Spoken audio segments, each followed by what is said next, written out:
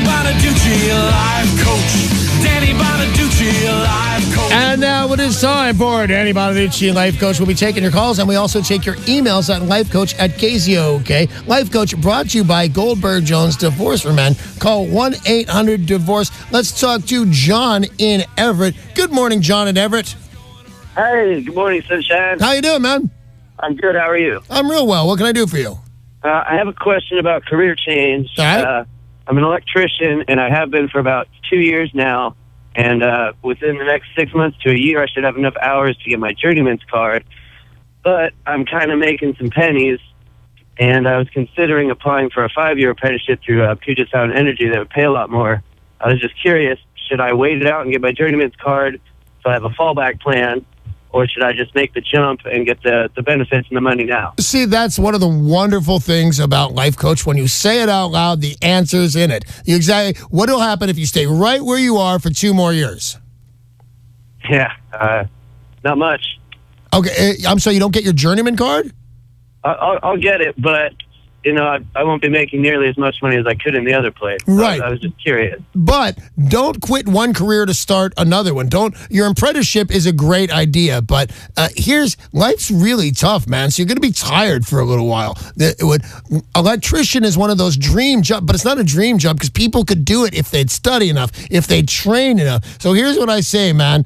You wait until that your apprenticeship walks into line, but don't quit your job as an electrician. Just work harder, do the 2 times the amount of hours, and you can have everything you want. It'll just be 2 years later from now, but don't quit the electrician thing. That's where you need to. That's where your bread and butter is. But do the same thing so you can quit. Don't find yourself in middle of your life doing something you don't love. Do something you love, but if you have to tough it out for a couple of years in the meantime, do that. Good luck, John. Call now if you've got a question for the Life Coach, 800-252-1025. Any kind of problem you have, whether it's relationships or abuse or drugs or relationships with your family, whatever it is, Danny can help you at 800-252-1025. Thank you, Sarah. That couldn't be truer. You can also email lifecoach@KZOK.com. Jennifer in Tacoma writes, I love my sister's 2 kids like they were my own. She knows that. This is why it's so painful that she's withholding them from me for having the nerve to criticize her choices in men.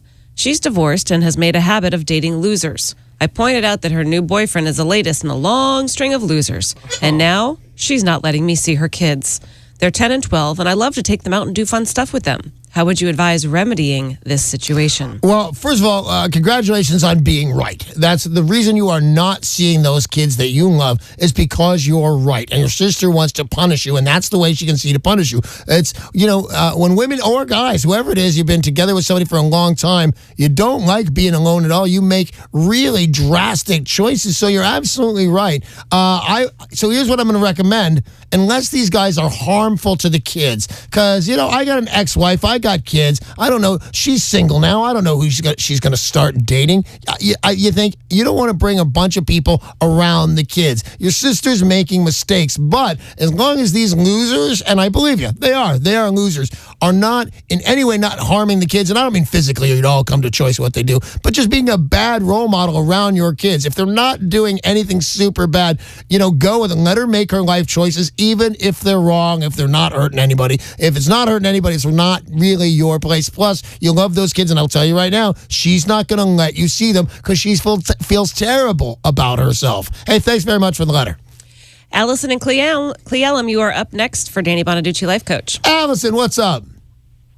Oh, not much. I've got a career. My kids are grown, down their own direction, and I just don't have any... I guess I don't know why I'm here. You don't know why you're here on this planet? Well, kind of, honestly.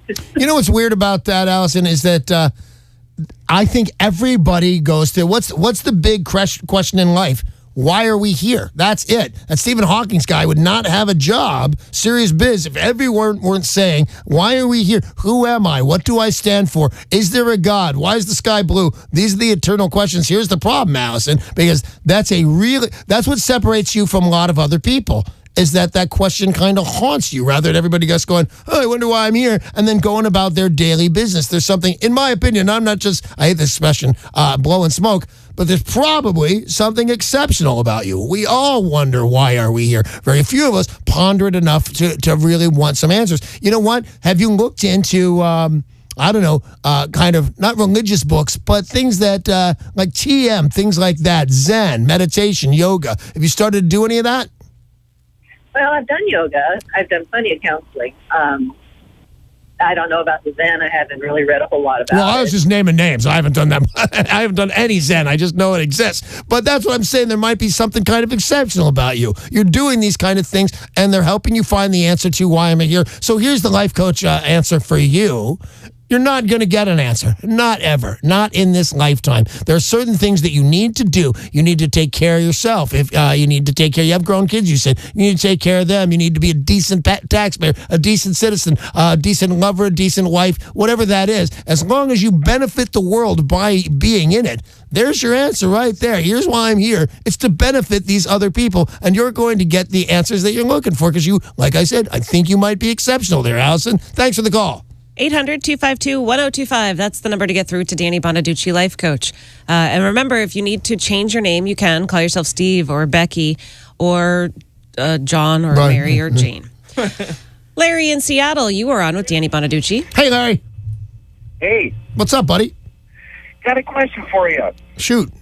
Got an old friend that when we get together, we have a great time.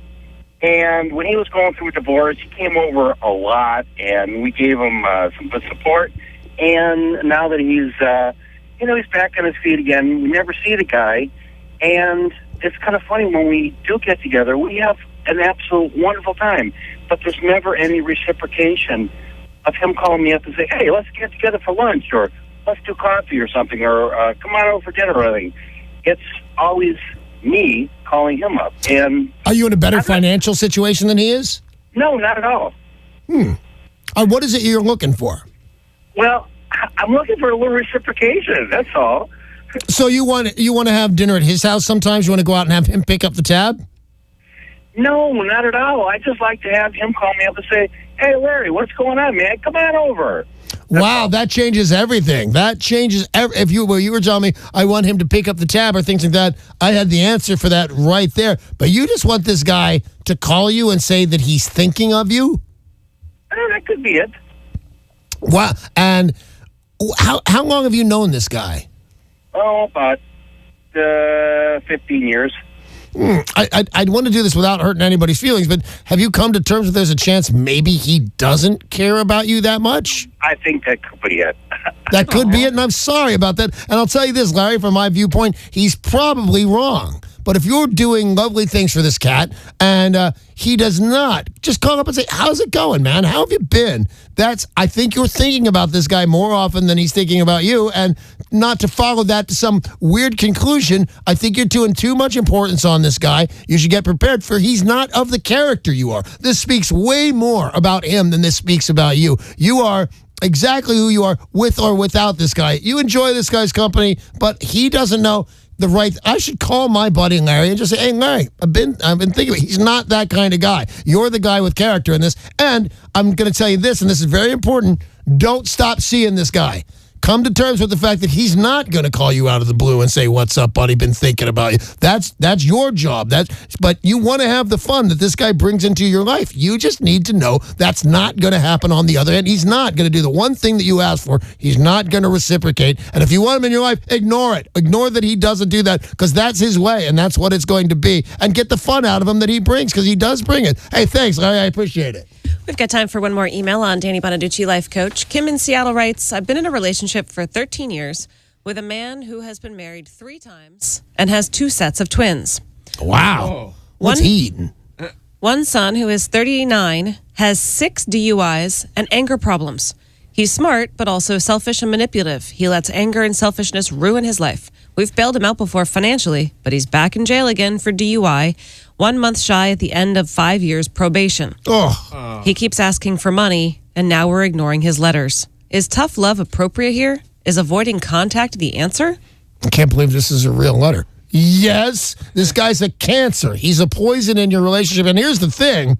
You want to distance yourself for another reason. It screams he's going to kill somebody. You know, these people that are multiple offenders and just a month shy of his 5 years on this, somebody's going to get hurt really bad, and you don't want to be part of it at all. If he's going, here's the cool thing about jail, because he's going this time, I would believe, that they're going to give him some kind of therapy, and they're going to take him out and they're going to talk to him about the gravity of his situation. A lot of guys don't listen, but a lot of guys do. But I think jumping out right now, and I'd write him the strong letter so he's not wondering about things. Until you get it together, we are no longer here for you. We're in so much pain because we love you, blah, blah, blah. But let him know we're not here anymore, so he's not jumping for it. But your life does not involve that guy. That's a bad guy. And you can say he's got a sickness, and I'm a guy like fighting every day to stay sober, and I have no sympathy on this guy. He's a mistake, and he's going exactly where he belongs. But he does deserve, not only does he deserve a letter, we're not going to be here anymore, but you deserve to write it. Hey, man, we've supported you all the way through it, but we can't do this anymore. We want to see you 3 years sober, because the ball's in your court. What you said, how much time? We don't want to see you till you're 5 years sober, whatever it is. But you write him a strong letter and say, this is over. I emotionally can't take it anymore. I'm drained, or whatever it is you need to say to let him know he's out of your life. Hey, thank you very much. I appreciate all the calls and everything and all the emails. That's all the time we have for Danny Bonaduce, Life Coach today. Life Coach brought to you by Goldberg Jones Divorcer Men. Call 1-800-DIVORCE.